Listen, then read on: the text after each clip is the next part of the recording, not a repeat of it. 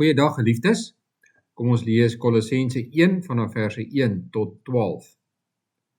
Paulus, 'n apostel van Christus Jesus deur die wil van God en die broer Timoteus, aan die heiliges in Kolosse, gelowige broers in Christus. Genade vir julle en vrede van God, ons Vader. Elke keer wanneer ons vir julle bid, dank ons God die Vader van ons Here Jesus Christus. Dit doen ons, want ons het gehoor van julle geloof in Christus Jesus en die liefde wat julle vir al die heiliges het, op grond van die hoop wat in die hemel op julle wag.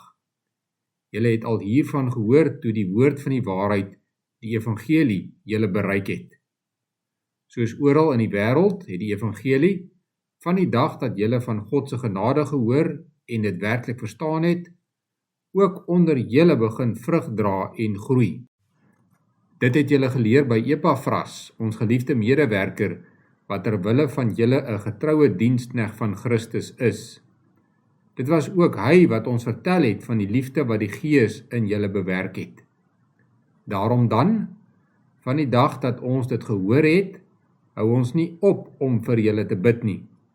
Ons bid dat julle vervul mag word met die volle kennis van God se wil, deur al die wysheid en insig wat die Gees gee, om 'n lewe te lei wat die Here waardig is, en hom in alles tevrede te stel, terwyl julle vrug dra deur elke goeie werk, en groei in die kennis van God, en deur die mag van sy heerlikheid al die krag ontvang, om geduldig in alles te volhard.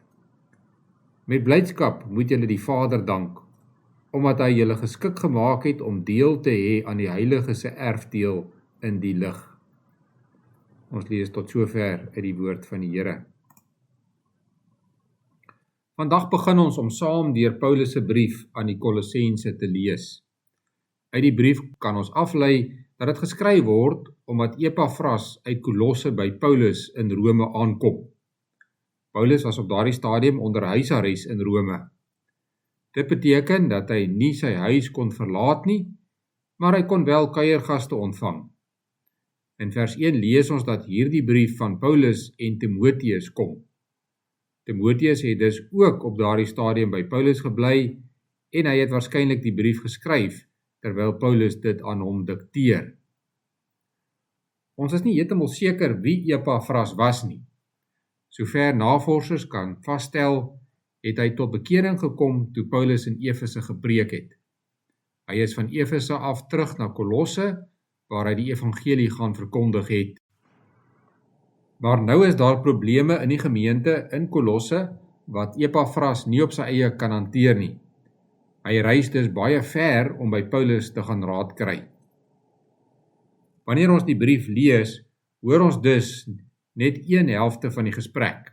Ons hoor Paulus se antwoord, maar ons hoor nie Epaphras en die gemeente se vrae nie.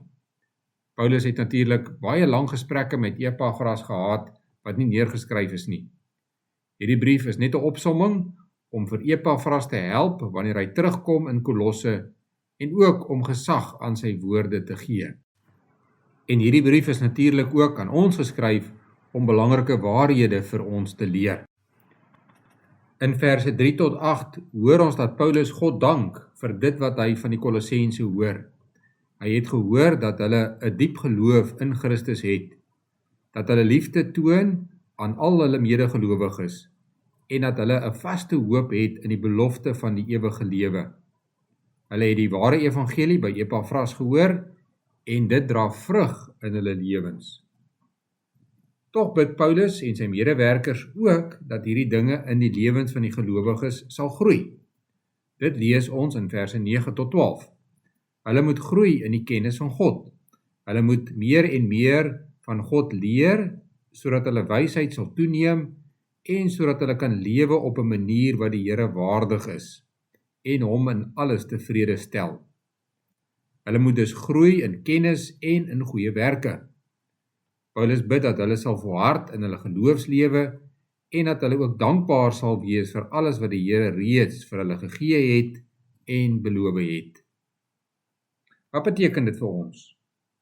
Dit beteken dat ons vir mekaar moet bid en dat ons God ook moet dank vir wat hy in ander gelowiges se lewens doen. Dit beteken dat ons moet aanhou om die Bybel te bestudeer, sodat ons meer van God kan leer en meer kan leef volgens sy wil. Dit beteken ons moet volhard en aanhou streef daarna om 'n lewe te leef wat die Here waardig is. Ons moet dus daarna streef om so te leef dat ons werklik soos God se kinders sal lyk. Ons sien ook duidelik dat ons nooit moet dink ons is nou goed genoeg nie. Ons moet aanhou leer en groei solank as wat ons lewe. Sal ander mense na jou lewe kyk en sien dat daar geloof, hoop en liefde vir God in jou lewe is? Kan hulle sien hoe jy groei in geloof en streef daarna om die Here tevrede te stel? Bid dat die Here jou sal help om te groei en te volhard. Bid ook vir medegelowiges dat hulle op die pad sal volhard. Dank God vir wat hy vir jou en ander gelowiges doen, want bo alles gaan hierdie lewenswyse oor die eer van God. Kom ons bid saam. Ons Hemelse Vader, ons dank U vir U goedheid en genade in ons lewens. Ons dank U vir geloof, hoop en liefde. Ons bid dat ons vervul mag word met die volle kennis van U wil, deur al die wysheid en insig wat die Heilige Gees gee, om 'n lewe te lei wat U waardig is. Ons vra dat ons U in alles tevrede sal stel, terwyl ons vrug dra deur elke goeie werk en groei in kennis van U. Ons vra dat ons deur die mag van U heerlikheid al die krag ontvang om geduldig in alles te volhard. Dankie dat U ons geskik gemaak het om deel te hê aan die erfdeel in die lig. Amen.